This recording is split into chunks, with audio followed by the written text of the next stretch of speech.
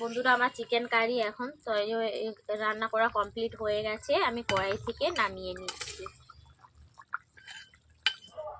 Hello বন্ধুরা, অনু village cooking চ্যানেলে আপনাদের অনেক অনেক স্বাগত জানাই। আজকে একটি রেসিপি নিয়ে চলে এসেছি, চিকেন কারি। চিকেন কারি কিভাবে বানাবো আপনারা তা প্রথম থেকে শেষ পর্যন্ত ভিডিওটি দেখতেই থাকুন, স্কিপ না করে দেখবেন। ভালো লাগলে লাইক কমেন্ট শেয়ার করে সাবস্ক্রাইব করবেন।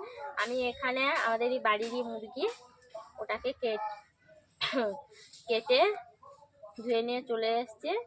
এখন আমি রান্না করব। তার জন্য আমি মাংসের মধ্যে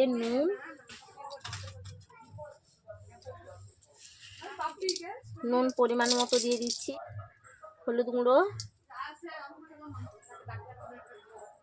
আদা পেস্ট, রসুন পেস্ট, লঙ্কা গুঁড়ো,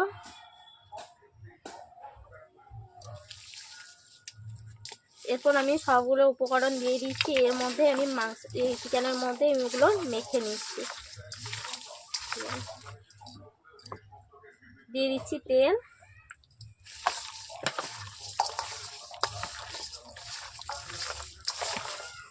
আমি সবগুলো উপকরণ একই সঙ্গে দিয়ে দিয়েছি। দিয়ে আমি ভালো করে মেখে নিচ্ছি ওগুলোকে। আমি এইভাবে 5 মিনিট ম্যারিনেট করে নিয়েছি। এগুলোকে আমি আবার ঢেকে রেখে দিচ্ছি।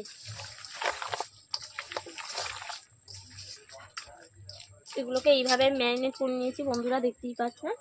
এরপর আমি ঢেকে দিচ্ছি 5 মিনিটের জন্য। আমি প্রথমে উনুন জ্বালিয়ে নিচ্ছি বন্ধুরা। আমি উনুন জ্বালিয়ে নিয়েছি, কড়াই বসিয়ে দিয়েছি।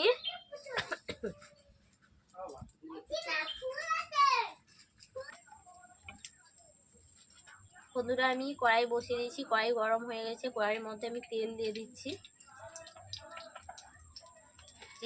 কালার আসার জন্য আমি চিনি দিয়ে দিচ্ছি। চিনিটাকে এভাবে নেড়ে নিচ্ছি, নেড়ে চেড়ে দেখতেই পাচ্ছেন লালচে একটা চলে এসছে, এই পুরোটা উঠছে চিনি। বন্ধুরা দেখতেই পাচ্ছেন চিনির কালার চলে এসছে। আমি এইভাবে নেড়ে দিচ্ছি। এরপর আমি পেঁয়াজ দিয়ে দিচ্ছি।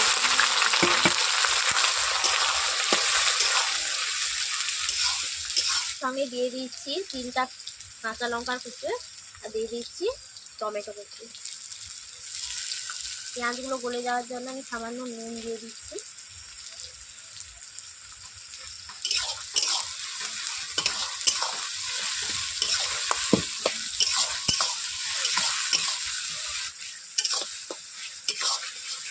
বন্ধুরা দেখতেই পাচ্ছেন পেঁয়াজটা ব্রাউন কালার চলে এসেছে। এরপর দিয়ে দিচ্ছি রসুন বাটা।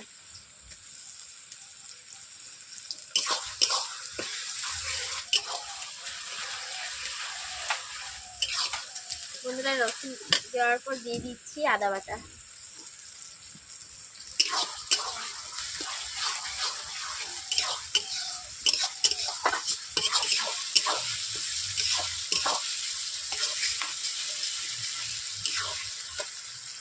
বন্ধুরা আমি দিয়ে দিচ্ছি হলুদ গুঁড়ো, লঙ্কা গুঁড়ো,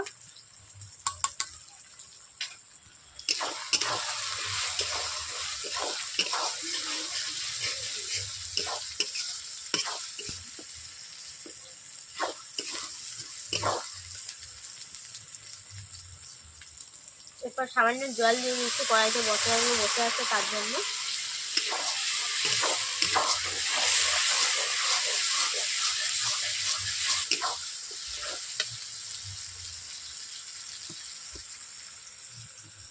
এরপর আমি আলুগুলো দিয়ে দিয়েছি। মশলাগুলোকে 5 মিনিট কষিয়ে নেওয়ার পর আলুগুলো দিয়ে দিচ্ছি এখন।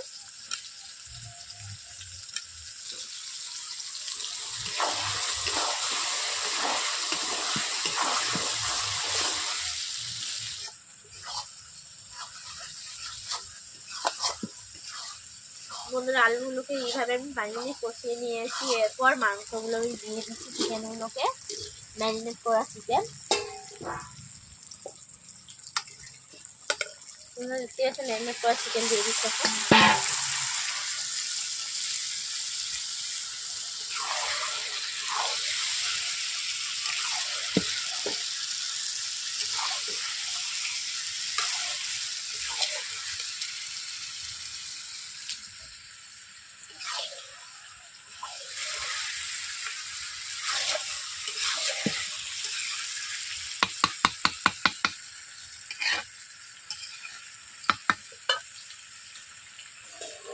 আমি চিকেনটাকে 2 মিনিটের জন্য ঢেকে দিচ্ছি।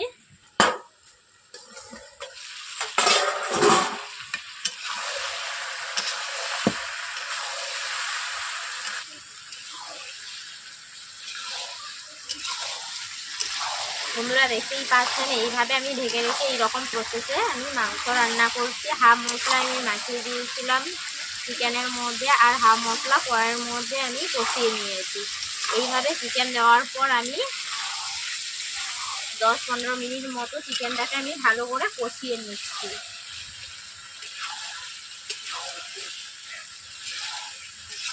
বন্ধুরা দেখতেই পাচ্ছেন আমার চিকেনের কালারটা কেমন চলে এসছে।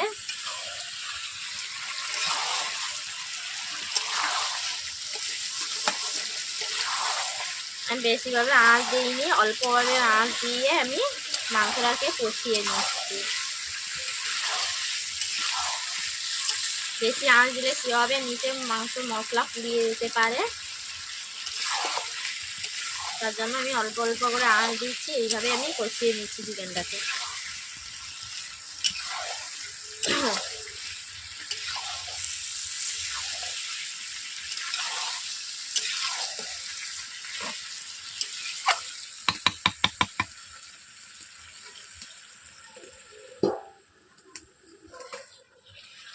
বন্ধুরা আমি আবারও ঢাকনা খুলে দিচ্ছি।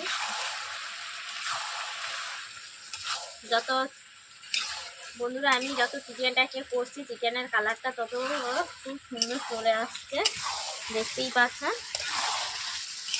বন্ধুরা দেখতেই পাচ্ছেন চিকেনটা আমি ঢেকে রেখেছিলাম, চিকেনের থেকে কতটা পরিমাণে তেল বেরাচ্ছে।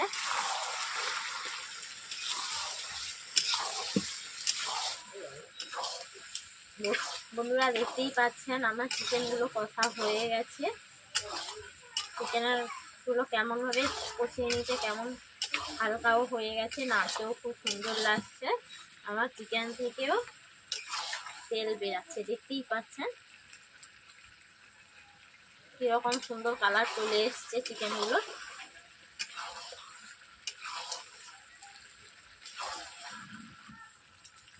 চিকেনের মধ্যে আমি জল ঢেলে দিচ্ছি বন্ধুরা, অল্প অল্প করে।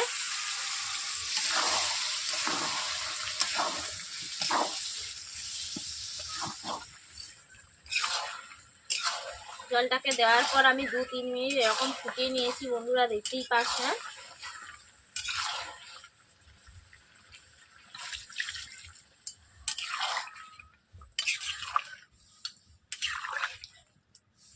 বন্ধুরা জল দেওয়ার পর আমি 5 মিনিট ফুটিয়ে নিচ্ছি।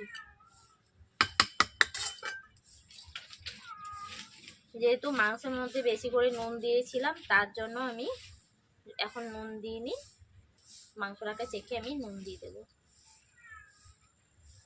বন্ধুরা এইভাবে আমি চিকেনটাকে নেড়ে নিচ্ছি।